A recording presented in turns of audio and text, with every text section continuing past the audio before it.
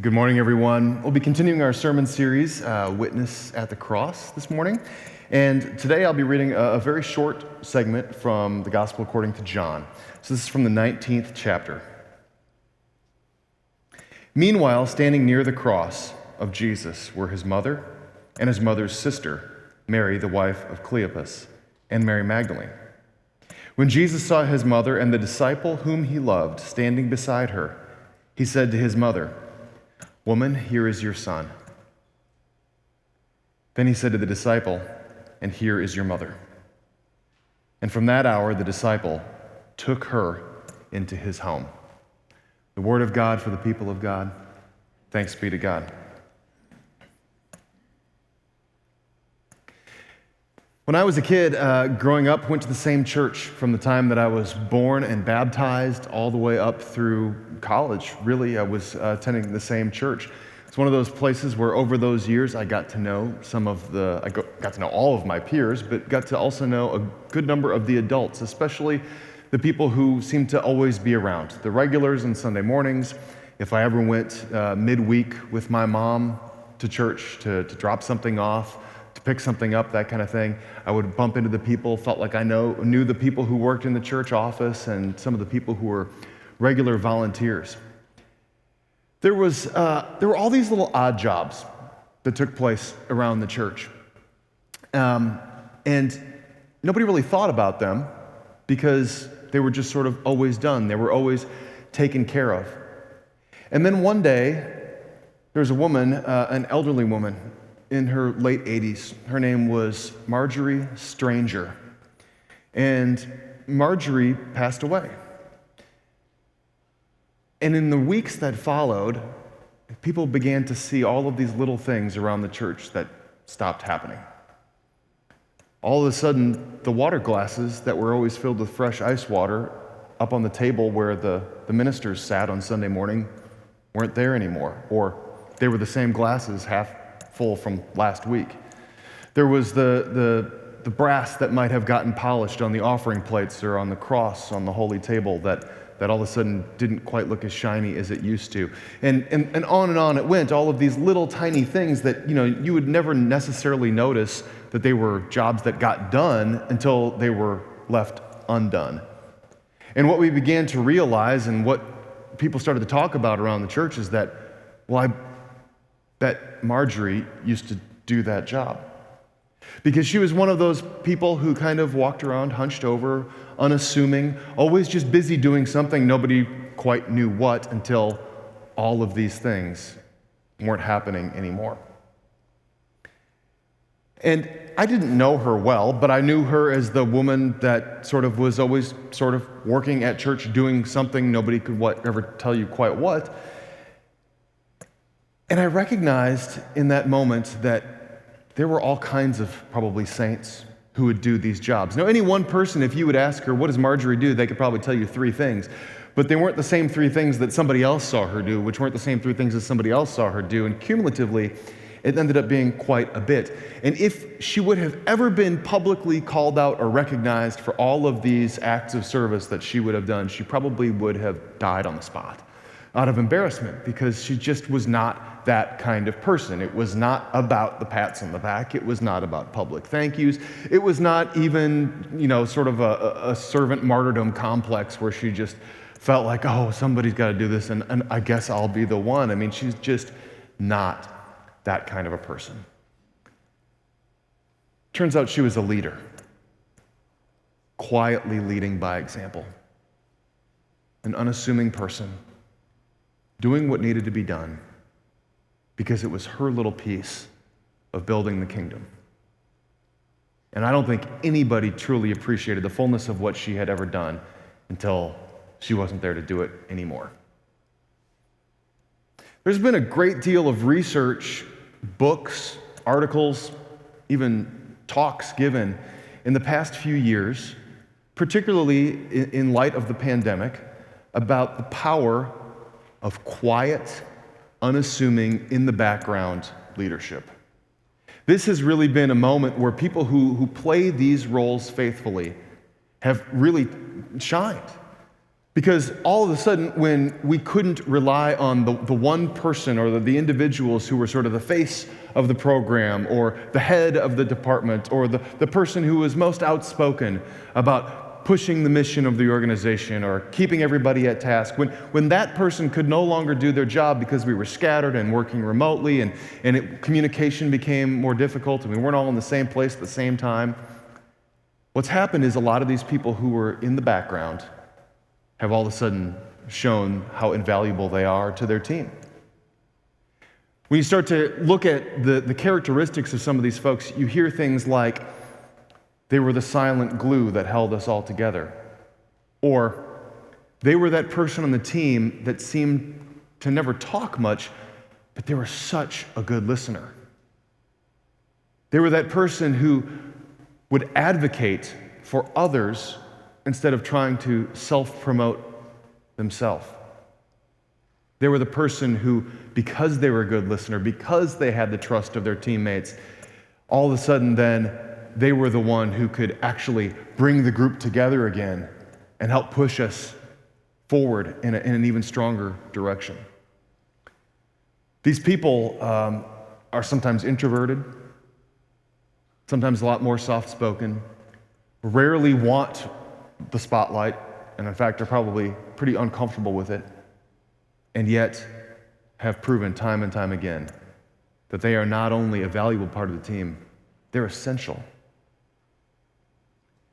We've been talking for the past few weeks now, as we've turned past the halfway point in the season of Lent, about these folks who were the witnesses at the cross. All of those people who were present at the crucifixion. And depending on which gospel account we're reading from, we might have a little bit of a different telling of who was there and what they were up to. And today we have our lesson from John's gospel. John's gospel, as you may know, is kind of unique. It's one of the 4 gospels in the Bible, and yet it is not very similar in many ways to Matthew, Mark, and Luke. Matthew, Mark, and Luke are called the synoptic gospels, and the word synoptic, the root of that word means to see together. In other words, Matthew, Mark, and Luke kind of see things together. It's like they share the same set of lenses. Now, about 30% or so of those gospels overlap, and so you're going to find a lot of commonality in Matthew, Mark, and Luke. Some of the big stories, the major miracles, those kinds of things, they're going to be told in a very similar manner. But John's a bit of an outlier. John's a little bit different. John seems to take on a bit of a different role in the telling of the gospel story. And one of the ways that happens is that there is this unique character that was just referenced a minute ago in the 19th chapter that I read from, where we don't hear about a person being named by name, but instead given this rather unusual title. And that is, in John's gospel, we hear about this individual known as the disciple whom Jesus loved. Now, depending on who you're talking to, some scholars, including the writer of the book that many of you are using in your small groups right now, they talk about how that person, the disciple whom Jesus loved, might be different than the disciple John. But tradition has held now for many, many years that the disciple whom Jesus loved is John talking about John. So pause just for a second here and think about how we might interpret that title, the disciple whom Jesus loved. Well, there's part of me that thinks, maybe the knee-jerk reaction in me says, if he's calling himself the disciple that Jesus loved, and he's describing himself, then we have somebody who's really in favor of patting himself on the back, right? I mean, of the 12, let's just call one of us the disciple who Jesus loved, right? And if it's that way, it's kind of he wants the spotlight, right? It's a pretend attempt to be humble. On the other hand, maybe it is him being humble. Maybe it is him saying, if I call himself the disciple who Jesus loved, then I don't have to refer to myself in this story. And then we can do what John, or that's sort of in keeping with what John's all about, which is it's never really about anybody other than Jesus. So if the spotlight ever shifts off Jesus, it's probably not going to be in John, because John is always trying to divert the attention back to Jesus, back to Jesus, back to Jesus. If he is going to call himself John, then he's making it about himself, and it's only about Christ. But there's also something powerful about this too, and we talked about this several months ago. But in John not giving that disciple a name, John allows us as the readers, perhaps more accessibly, to see ourselves in the role of the beloved disciple. If I read a story and I'm in the Bible and it's talking about Andrew or Thomas or James, I'm thinking about Andrew and Thomas and James. But if it's an unnamed disciple, this person who is there participating and comes up every once in a while as sort of a background character, well, all of a sudden, do I have a particular affinity for that person? Or am I more likely to be able to see myself in that disciple's shoes? So I think that that's probably what's going on here. And that's my take on this. I think that this is a literary technique where John is saying, I want to invite you into this story. I want you to sort of see this from the eyes of a disciple, but it doesn't necessarily have to be my eyes. And you can be the disciple that Jesus loved, which doesn't mean that the other disciples are less loved or unloved. It doesn't say the disciple that Jesus loved the most. It just says the disciple that Jesus loved. So John's gospel plays this interesting part. It has this unique perspective and this different kind of voice. But one of the other things that happens in John's gospel is that John seems to be a more compassionate figure than maybe some of the other disciples. He seems to be very closely attuned to what others are feeling and experiencing. If there is a part in the story where it feels like there's a loose end, or we're concerned about where we left things in Matthew, Mark, and Luke, then it's almost as if John kind of swoops in and tries to address some of those things. For instance, in the Synoptic Gospels, we have the story of the sisters, Mary and Martha. They're the sisters of Lazarus, too. And you may remember that there's this tense moment where Jesus is in the home of Mary and Martha. And there's a disagreement about whether who should be preparing for a meal and entertaining the company and playing the role of hostess, and who's the one who's going to sit at Jesus' feet and get to sort of ingest everything that he's saying, take it all in. And we have this tension between these sisters. Well, John comes in, seeks to address this, and he talks about the sisters working together and how they're going to together work with Jesus as they try to work through processing Lazarus' death and then his resurrection later on. But it's like we see the sisters and the bond that they have together in this tight kinship that comes together in John's gospel that we don't see in the other ones. And A.J. Levine in the book mentions this too, for those of you who have read this. Another part is the story of the woman at the well, or the Samaritan woman. You may remember this story, unique to John. In that story, Jesus goes to the well one day in Samaria. He's already off the beaten path, right? He's now in the territory of the Samaritans, and the Jews and the Samaritans, they don't mingle, they don't mix, they try not to go onto each other's turf. But there he is, Jesus is there, because that's the Jesus thing to do, and he is going to sort of break down these artificial walls. And he comes across this woman at the heat of the day, and she's drawing water by herself, and we don't necessarily pick up on all these things. But in Jesus' time, people would have understood. You don't go to Samaria, you don't hang out with Samaritans, you don't talk to a single woman by herself if you're a man by himself. And the fact that she's there by herself in the middle of the day and not in the cool of the day when people would actually want to go perform tasks like drawing water out of a well, because why do it in the hottest part of the day when you could do it at a cooler part of the day? But he has this interaction with this woman, and Jesus' heart is open to her, and he's troubled by what she's been through. And she says, yeah, I've had a couple of different husbands, and Jesus said, yeah, and you're living with this other guy right now. And he says, but let me tell you, I'm here to tell you about the living water. I'm going to tell you about how you don't have to thirst ever again. And she's soaking this all up. She's interested in hearing more. And she goes back to the village and she tells people about it because John cares about the person. John is filled with compassion. He's pointing to Jesus in this story, absolutely. But he's concerned about this marginalized character, this Samaritan woman. The other Gospels, not even worth naming, but he wants to focus on this.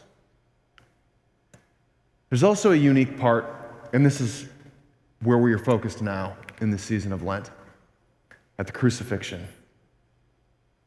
Matthew, Mark, and Luke, to read their accounts of the story, it's as if all the disciples have deserted Jesus. And honestly, just being honest, it's kind of understandable. I mean, after all, Jesus isn't just arrested, put on trial, and fined. Jesus doesn't get arrested, put on trial, and then given a light prison sentence. Jesus is crucified with nails through his body on a public cross to be shamed and humiliated for all the world to see. And so the disciples know that because of their association with him, that, hey, what if all of a sudden the mob watching the crucifixion recognizes some of them and decides that maybe we'll have a few more crucifixions today as well? It's probably not a very safe place to be. And so maybe it's because Matthew, Mark, and Luke aren't too eager to tell that part of the story. But in John's gospel, we hear about the beloved disciple who, perhaps risking his own life and well-being, chooses to be there. And this is what I think Mia was talking about with the children a minute ago. The power of the presence of someone who knows you, who loves you, whose heart breaks along with yours, is not going to miss being there, no matter what the cost, no matter how high the stakes.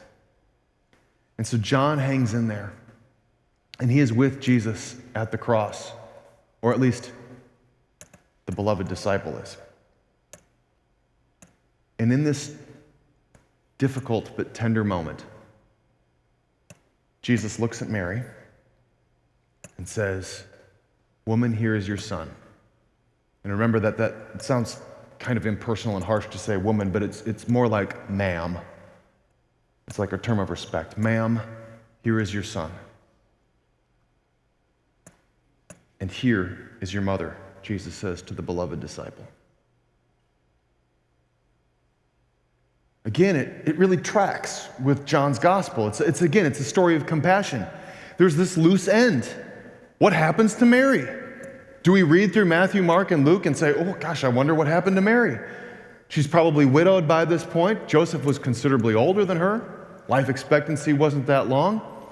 Jesus is going to die. Eldest son. Who's going to care for her? Mary is in a real vulnerable spot. As a widow, and now without her eldest son. John's going to take care of this detail. Not just to tie up a loose end in terms of the literature, but in terms of saying, somebody's got to care for this woman. And in this moment, John is taking a behind-the-scenes kind of role. I mean, it gets named in John's gospel, but if that's what the beloved disciple does, if that's what the disciple whom Jesus loved actually does, then it's kind of not the same spotlight kind of thing as we're going to see out of Peter. Right? Because Peter's going to be the voice of the movement. He's going to be the face. He's going to go out there, and then we're going to have the Pentecost story, and we're going to go to all the lands, and then Paul's going to sort of take over from there. And Paul and Peter have these gifts, and they're going to be the face and the mouth of the movement. But for all of the things to come together, there's also got to be the people who are working behind the scenes. The quiet jobs, the ones without recognition.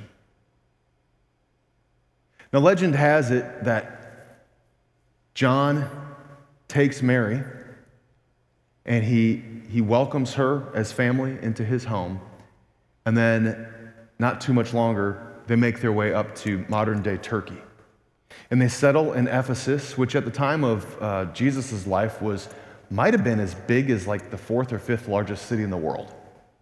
And so they go to Ephesus, and they set up a home there, And today, pilgrims can go to the house that tradition holds is the home that Mary lived in with John and where Mary died. But that doesn't make it into the Bible. That's just part of Christian lore. I'm not saying it's any less true, it's just not in the scriptures. But John plays that role. He's that strong but quiet person who is listening, who's concerned about the well-being of people, who wants to look out for everybody's interests, and he doesn't mind that he's not going to get to be the one that gets any of the glory or gets his name printed in future tellings of the story. He just recognizes what needs to be done, and he does it.